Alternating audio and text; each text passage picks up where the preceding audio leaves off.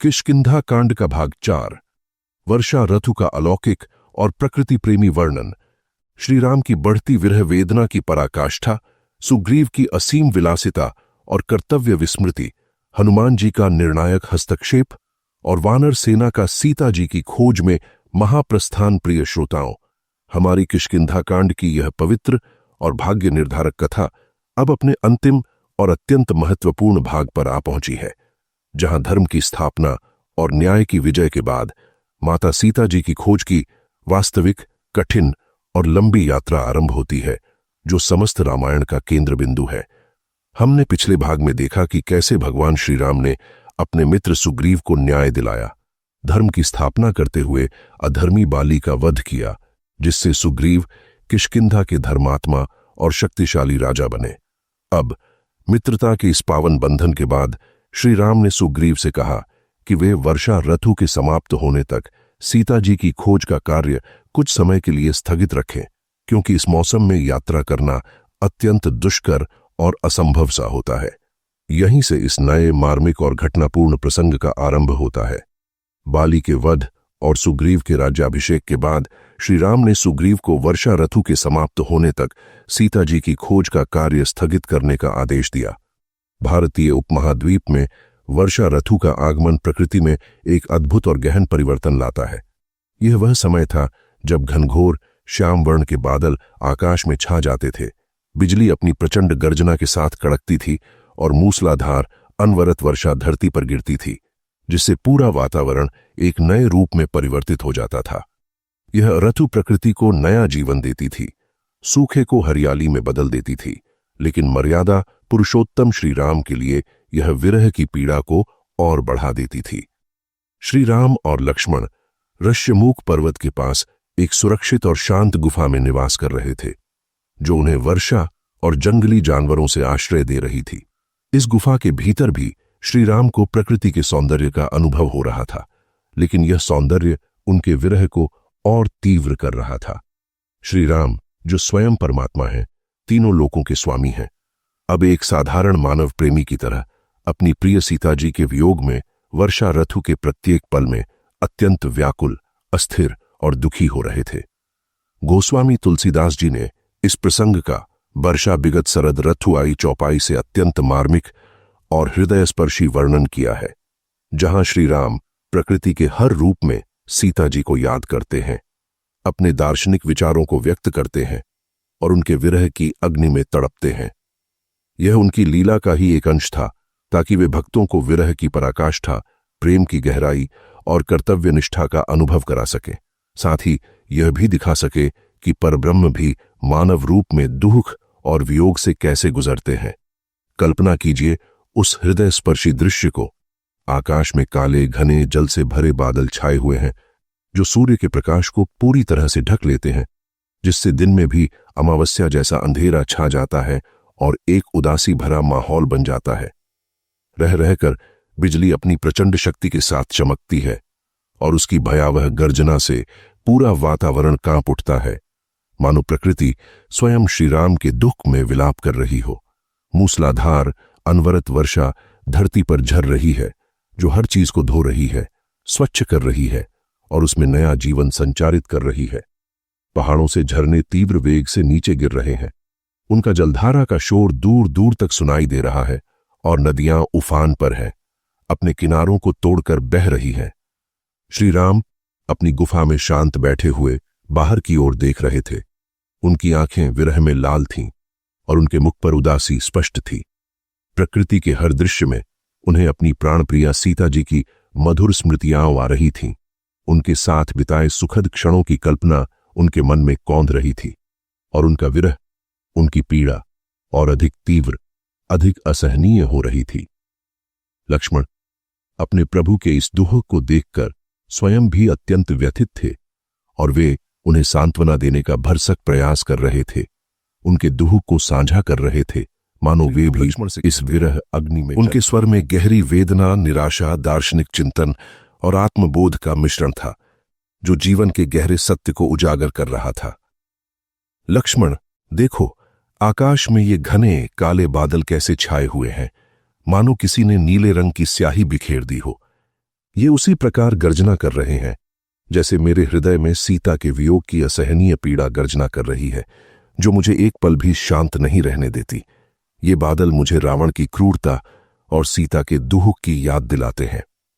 यहां श्री राम अपने आंतरिक दुख को प्रकृति के बाह्य रूप से जोड़ रहे हैं। ये बिजली कैसे चमक रही है, क्षण भर के लिए आती है और फिर तुरंत लुप्त हो जाती है। यह उसी प्रकार है जैसे दुर्जन की मित्रता होती है, क्षण भर के लिए चमकती है, केवल अपने लाभ के लिए मिलती है और फिर किसी भी पल अंधकार में खो जाती है, विश्वासघाती होती है, कभी स्थिर नहीं रहती। यह एक गहरा नैतिक उपदेश है जो मित्रता के महत्व को बताता है।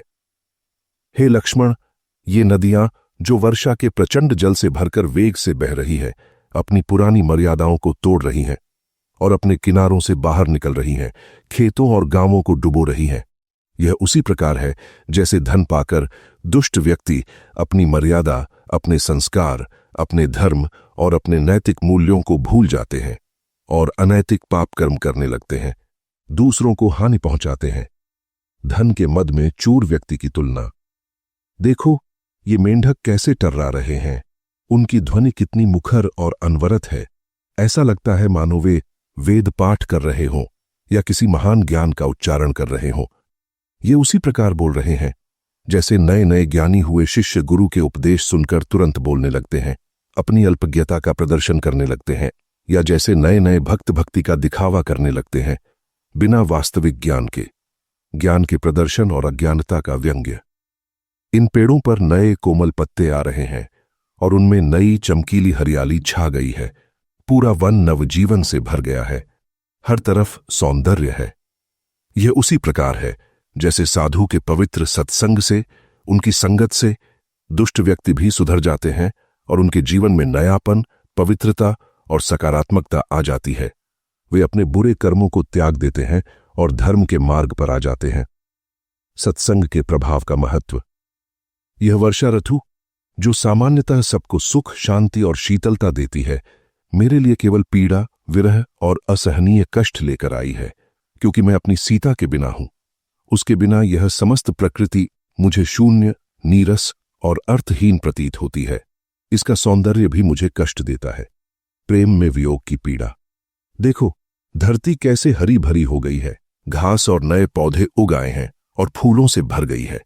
यह उसी प्रकार है जैसे ज्ञान के उदय से अज्ञान का आवरण हट जाता है, हृदय में पवित्रता छा जाती है और आत्मा प्रकाशित हो जाती है। ज्ञान और आत्मज्ञान का प्रतीक। इस वर्षा ऋतु में मार्ग अत्यंत दुर्गम हो गए हैं, नदियां उफान पर हैं और जंगली जानवर अधिक सक्रिय हो गए हैं। ऐसे समय में सीता की खोज असंभव है। व्यावहारिक कठिनाई का उल्लेख। श्री राम का यह विरह वर्णन, जिसमें वे प्रकृति के हर कण में सीता जी को देखते हैं और अपने दुख को व्यक्त करते हैं, अत्यंत मार्मिक और हृदय को छू लेने वाला है। यह दिखाता है कि भगवान होते हुए भी उन्होंने मानव रूप में वियोग की पीड़ा को कितनी गहराई से अनुभव किया, और यह भक्तों को अपने प्रभु के प्रति प्रेम, वियोग की गहराई और उनकी करुणा को समझने में सहायता करता है। श्री राम के लिए वर्षा ऋतु का प्रत्येक क्षण सीता के बिना काटा गया एक असहनीय कष्ट था। उन्हें याद आ रहा था कि सीता जी को वर्षा ऋतु कितनी प्रिय थी और कैसे वे दोनों पंचवटी में इस मौसम का आनंद लिया करते थे, कैसे वे प्रकृति के साथ एकाकार होते थे। अब उनके बिना यह आनंद पीड़ा में बदल गया था। उनके मन में निरंतर सीता जी की सुरक्षा, उनके वर्तमान ठिकाने और उन्हें वापस लाने की चिंता घूम रही थी, जो उन्हें एक पल भी चैन में व्याकुल थे। प्रकृति के कण कण में सीता जी को खोज रहे थे और हर क्षण अपनी प्राण प्रिया की खोज के बारे में सोच रहे थे। वहीं दूसरी ओर किष्किंधा की समृद्ध और भव्य नगरी में सुग्रीव अपने नए नए प्राप्त राज्यपद, अपनी प्रिय पत्नी रूमा और किष्किंधा के समस्त राजसी सुखों के साथ अत्यंत विलासिता, आमोद प्रमोद और भोग विलास में गहराई तक डूबे हुए थे। बाली के निरंतर आतंक और भय से मुक्त होकर और अपने राज्य तथा पत्नी को वापस पाकर सुग्रीव ने अपने सभी पुराने दुहक, संघर्ष और अपने परम मित्र श्री राम को दिए गए वचन को, सीता जी की खोज के वचन को पूरी तरह से भुला दिया था। उनके मन में अब केवल इंद्रिय सुख, मदिरा पान, नाच गाने और राजमहल के क्षणिक सुखों का ही विचार था। उन्होंने अपनी विशाल वानर सेना को भी सीता जी की खोज के लिए तैयार करने का कोई आदेश नहीं दिया था और न ही किसी प्रकार की योजना बनाई थी। वे अपने परम मित्र को दिए गए वचन और अपने राजधर्म से पूरी तरह विमुख हो गए थे। यह अकर्मण्यता उनकी नैतिक गिरावट को दर्शा रही थी। सुग्रीव राजसी सुखों में इतने लीन हो गए थे कि उन्हें यह आभास ही नहीं था कि वर्षा ऋतु लगभग समाप्त होने वाली है। शरद ऋतु के आगमन के संकेत स्पष्ट हैं और उनके परम मित्र श्री राम उनकी प्रतीक्षा कर रहे हैं, जो उनसे सहायता की उम्मीद कर रहे थे। वे दिन रात अपनी पत्नी रूमा और अन्य वानरियों के साथ आमोद प्रमोद में लीन थे, नाच गाने, मदिरापान और मनोरंजन में डूबे हुए थे। उनके प्रमुख मंत्री, जिनमें जांबवंत और नल नील जैसे बुद्धिमान वानर भी थे, उनके इस आचरण को देखकर अत्यंत चिंतित थे। लेकिन सुग्रीव की सुखलिप्सा इतनी तीव्र थी कि उन्हें कोई भी रोकने का साहस नहीं कर रहा था, क्योंकि उन्हें राजा के क्रोध का भय था। यह मानवीय प्रवृत्ति का एक स्पष्ट और दुखद उदाहरण है कि जब व्यक्ति को अचानक अपार सुख, शक्ति और सत्ता मिलती है तो वह अपने पुराने कष्टों, किए गए वादों और नैतिक जिम्मेदारियों को आसानी से भूल सकता है। सुग्रीव की यह अकर्मण्यता और विलासिता श्री राम के लिए अत्यंत चिंता का विषय बन रही थी, क्योंकि सीता जी को खोजने का कार्य एक पल का भी विलंब सहन नहीं कर सकता था। श्री राम को पता था कि हर बीतता पल सीता के लिए कष्टकारी हो सकता है। जब वर्षा ऋतु समाप्त होने को आई और शरद ऋतु के आगमन के स्पष्ट संकेत मिलने लगे, आकाश साफ होने लगा, नदियां शांत होने लगीं और वर्षा पूरी तरह थम गई, तब भी सुग्रीव की ओर से सीता जी की खोज के लिए कोई पहल नहीं हुई, न ही किसी दूत को भेजा गया, न कोई योजना बनाई गई। श्री राम ने सुग्रीव की इस उदासीनता, अकर्मण्यता और कर्तव्य विस्मृति को देखा और उनके हृदय में चिंता, दुहक और थोड़ा क्रोध उत्पन्न हुआ। श्री राम के मन में दुहक और चिंता बढ़ती जा रही थी। उन्हें यह भी पता था कि यदि सुग्रीव को तुरंत चेताया नहीं गया तो बहुत देर हो जाएगी और सीता की खोज में अनावश्यक विलंब होगा। उन्होंने लक्ष्मण को सुग्रीव के पास भेजने का निश्चय किया, लेकिन इस बार श्री राम ने लक्ष्मण को कुछ कठोर शब्दों में सुग्रीव को चेतावनी देने को कहा। श्री राम जानते थे कि केवल हनुमान जी ही सुग्रीव को सही राह पर ला सकते हैं, लेकिन वे लक्ष्मण के माध्यम से सुग्रीव को अपनी गंभीरता, अपनी पीड़ा और अपने अटल संकल्प का एहसास कराना चाहते थे, ताकि सुग्रीव को अपने कर्तव्य का स्मरण हो। श्री राम ने लक्ष्मण से कहा। उनके स्वर में दृढ़ता, थोड़ी निराशा और गंभीर चेतावनी थी। हे लक्ष्मण, जाओ सुग्रीव के पास, उसे मेरा स्मरण दिलाओ कि समय आ गया है अपने वचन को पूरा करने का।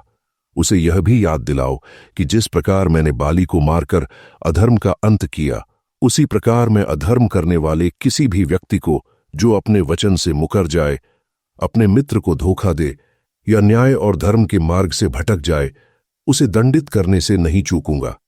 उसे यह भी कहो कि उसे राजपाट और स्त्री को पाकर कर्तव्य से विमुख नहीं होना चाहिए, क्योंकि ऐसे सुख क्षणभंगुर होते हैं और अंततः जो अपने अग्रज श्री राम के दुख और पीड़ा से पहले ही अत्यंत व्याकुल और क्रोधित थे और सुग्रीव की विलासिता से अत्यंत शुद्ध हुए थे, श्री राम के आदेश पर तुरंत किष्किंधा की ओर बढ़े। उनके मुख पर क्रोध के स्पष्ट भाव थे, उनकी भ्रुकुटियां तनी हुई थीं और उनके हाथ में धनुष बाण था, जिसकी प्रत्यंचा छड़ी हुई थी, जिससे एक तीव्र ध्वनि निकल रही थी। लक्ष्मण के लिए अपने प्रभु के दुख का कारण कोई भी हो, वह शत्रु के समान था और वे उसे दंडित करने में संकोच नहीं करते थे, क्योंकि वे धर्म के मार्ग पर चलने वाले थे। लक्ष्मण जब किष्किंधा के भव्य द्वार पर पहुंचे तो उन्होंने देखा कि वानर सैनिक भोग विलास में डूबे हुए हैं और कोई भी अपनी ड्यूटी पर ध्यान नहीं दे रहा है। द्वारपाल भी मदिरापान में लीन थे। लक्ष्मण के क्रोध को देखकर द्वारपाल और वानर सैनिक भयभीत हो गए। उनके शरीर में कंपी छूट गई और वे अपने प्राणों की भीख मांगने लगे।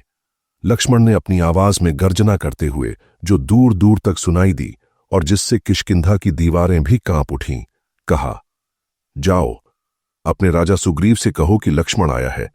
उसे मेरा क्रोध दिखाओ और उसे मेरा संदेश दो कि उसे अपने वचन का पालन करना चाहिए, अन्यथा उसे भी बाली का मार्ग अपनाना पड़ सकता है और उसका भी अंत निश्चित है। उसे राजसी सुखों में लीन होकर अपने परम मित्र के दुख को नहीं भूलना चाहिए, यदि वह तुरंत नहीं आता तो मैं इस किष्किंधा को एक क्षण में भस्म कर दूंगा। लक्ष्मण के क्रोध से किष्किंधा में हड़कंप मच गया। वानर सैनिक भयभीत होकर राजमहल की ओर भागे और उन्होंने सुग्रीव को लक्ष्मण के आगमन, उनके भीषण क्रोध और उनकी गर्जना के बारे में बताया।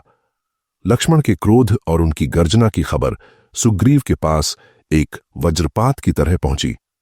सुग्रीव, जो अपनी विलासिता में लीन थे, इस खबर से अत्यंत भयभीत हुए। उन्हें अपनी घोर गलती का एहसास हुआ और उनके मन में श्रीराम के क्रोध का भय और बाली के भाग्य की याद तुरंत कौंध गई। उनकी पत्नी तारा, जो अत्यंत बुद्धिमती, दूरदर्शी, विवेकशील और राजनीति में निपुण थीं, वह तुरंत सुग्रीव के पास आईं। तारा ने सुग्रीव को धैर्य और विवेक से समझाया। उनकी आंखों में अपने पति के भविष्य के प्रति गहरी चिंता थी।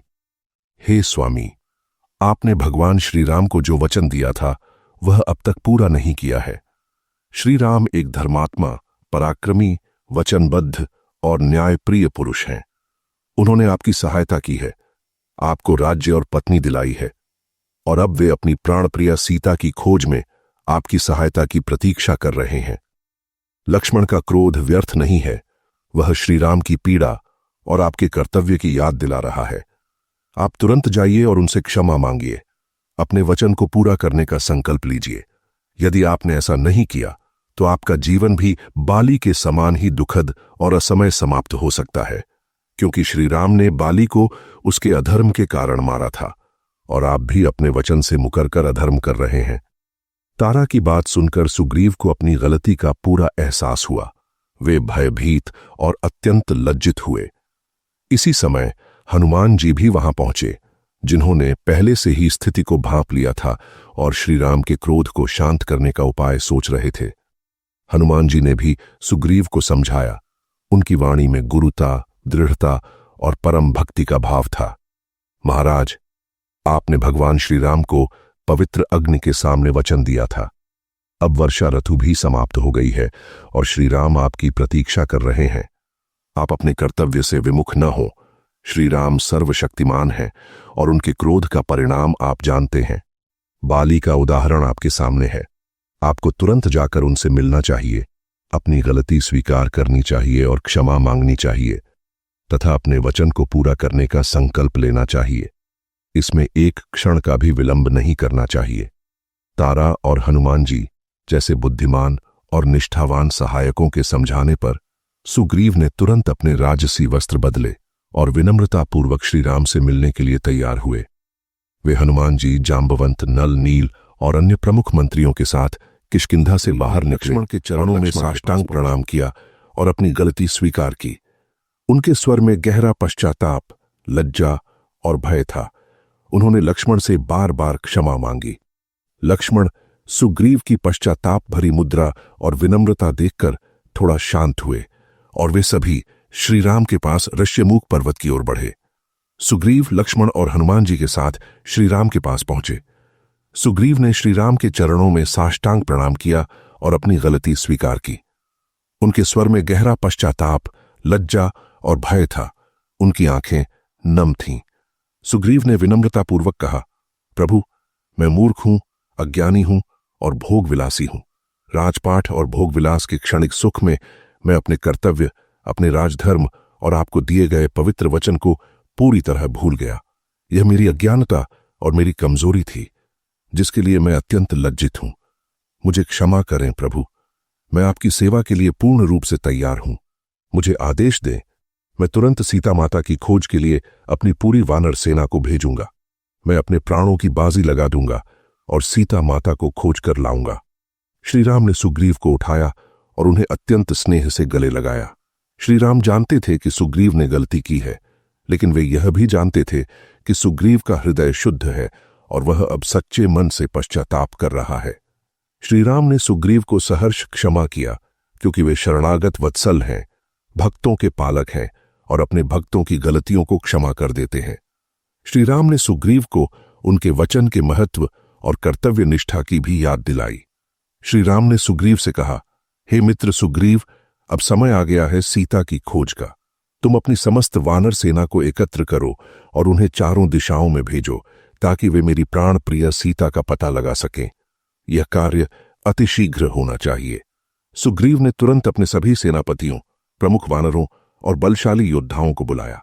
उन्होंने हनुमान जी, जो अब इस कार्य के सबसे महत्वपूर्ण अगुवा थे, अंगद, जो युवराज थे और जिनके नेतृत्व में सेना जानी थी, जांबवंत, जो सबसे ज्ञानी, अनुभवी और मार्गदर्शक थे, नल, नील, द्विविद, मैंद, केसरी और अन्य सभी प्रमुख और पराक्रमी वानरों को बुलाया और उन्हें सीता जी की खोज का महत्वपूर्ण कार्यभार सौंपा। सुग्रीव ने सभी वानरों को विस्तृत निर्देश दिए कि वे पूरी पृथ्वी को छान मारें, घने जंगलों, ऊंचे पहाड़ों, विशाल नदियों, अथाह समुद्रों, रहस्यमयी गुफाओं और दूरस्थ द्वीपों को पार करें। सुग्रीव ने वानरों को चारों दिशाओं में विशेष रूप से भेजा और प्रत्येक दल को विशिष्ट निर्देश और समय सीमा दी। पूर्व दिशा में विनायक, अनल, अरुण जैसे वानरों को भेजा गया। उन्हें पूर्व के देशों, द्वीपों जैसे यवद्वीप, सुवर्णद्वीप और समुद्र तटों की खोज करने का आदेश दिया गया। पश्चिम दिशा में सुषेण, जांबवंत जैसे वानरों को भेजा गया। उन्हें पश्चिम के देशों, मरुस्थलों, पर्वतों जैसे अस्तगिरी और समुद्र तटों की खोज करने का आदेश दिया गया। उत्तर दिशा में शतबली, वीरबाहु जैसे वानरों को भेजा गया। उन्हें हिमालय, उत्तरी पर्वतों, बर्फीले क्षेत्रों जैसे कैलाश, मंदराचल और दूरस्थ प्रदेशों की खोज करने का आदेश दिया गया। दक्षिण दिशा में सबसे महत्वपूर्ण, बलशाली, बुद्धिमान और निपुण दल को भेजा गया, जिसमें पवनपुत्र हनुमान जी, जो इस दल के मुख्य खोजकर्ता थे, युवराज अंगद, जो दल के नेता थे, और जांबवंत, जो सबसे ज्ञानी, अनुभवी और नैतिक मार्गदर्शक थे, जैसे प्रमुख वानर शामिल थे। सुग्रीव जानते थे कि दुष्ट रावण सीता को अपनी नगरी लंका ले गया है, जो दक्षिण दिशा में स्थित है और समुद्र पार स्थित है। इसलिए उन्होंने इस दल को सबसे शक्तिशाली और अनुभवी वानरों से सुसज्जित किया और उन्हें विशेष रूप से लंका की ओर जाने का आदेश दिया और उस मार्ग पर पड़ने वाले सभी दल को सीता जी का विस्तृत विवरण भी दिया ताकि वे उन्हें पहचान सकें। वह अत्यंत सुंदर, शांत और वियोग में अत्यंत दुखी होगी। उसके मुख पर दुख और पीड़ा स्पष्ट होगी, लेकिन उसका दिव्य तेज कभी कम नहीं होगा। वह मेरे प्रभु श्री राम की प्राण प्रिया पत्नी है, जिसका मुख चंद्रमा के समान है और जिसकी चाल हाथी के समान है। उन्होंने सभी को यह भी बताया कि उन्हें सीता जी को 1 महीने मास भर के भीतर खोज निकालना है और यदि वे सफल नहीं होते तो उन्हें मृत्युदंड का सामना करना पड़ सकता है, क्योंकि वे समय का महत्व जानते थे। श्री राम ने सभी वानरों को आशीर्वाद दिया, उनके सफल होने की कामना की। उन्होंने हनुमान जी को विशेष रूप से अपने पास बुलाया और अपनी एक अंगूठी उन्हें दी। यह अंगूठी केवल एक प्रतीक नहीं थी, बल्कि इसमें श्री राम की शक्ति, उनका आशीर्वाद और उनका अटूट विश्वास निहित था। श्री राम ने हनुमान जी से कहा, हे हनुमान, यह मेरी अंगूठी है, इसमें मेरे नाम के अक्षर अंकित हैं। जब तुम्हें सीता का पता चले तो यह अंगूठी उन्हें दे देना। इससे उन्हें विश्वास हो जाएगा कि तुम मेरे दूत हो और मैं उन्हें बचाने अवश्य आऊंगा। यह उनके लिए आशा का प्रतीक होगी और उन्हें आश्वस्त करेगी कि मैं उन्हें भूला नहीं हूं। श्री राम ने हनुमान जी को यह भी सूक्ष्म संकेत दिया कि उन्हें अपने अंतर्मन से पता है कि सीता जी लंका में ही होंगी और हनुमान जी ही यह कार्य सफलतापूर्वक कर सकते हैं, क्योंकि वे बुद्धि और बल में अद्वितीय हैं। हनुमान जी ने श्री राम की अंगूठी को अत्यंत श्रद्धा और भक्तिभाव से अपने हृदय से लगाया, अपनी आंखें बंद कर प्रभु का स्मरण किया और अपनी पूरी शक्ति से सीता जी को खोजने की, उन्हें सकुशल वापस लाने की और रावण का पता लगाने की प्रतिज्ञा की। उनके मन में अब केवल प्रभु की सेवा, सीता माता की खोज और रावण के विनाश का भाव था। इस प्रकार किष्किंधा कांड के इस चौथे और अंतिम भाग में वर्षा ऋतु का अंत होता है। श्री राम की विरह वेदना अपने चरम पर पहुंचती है। सुग्रीव अपनी गलती सुधारते हैं और अपने कर्तव्य का पालन करते हैं और सबसे महत्वपूर्ण, माता सीता जी की खोज के लिए विशाल वानर सेना का महाप्रस्थान होता है। यह प्रस्थान ही रामायण के अगले महान, रोमांचक और भक्तिपूर्ण कांड सुंदर कांड की नींव रखता है, जहां पवन पुत्र हनुमान जी का अलौकिक पराक्रम, उनकी अटूट भक्ति, उनकी बुद्धिमत्ता और उनकी निष्ठा अपनी पराकाष्ठा पर देखने को मिलेगी।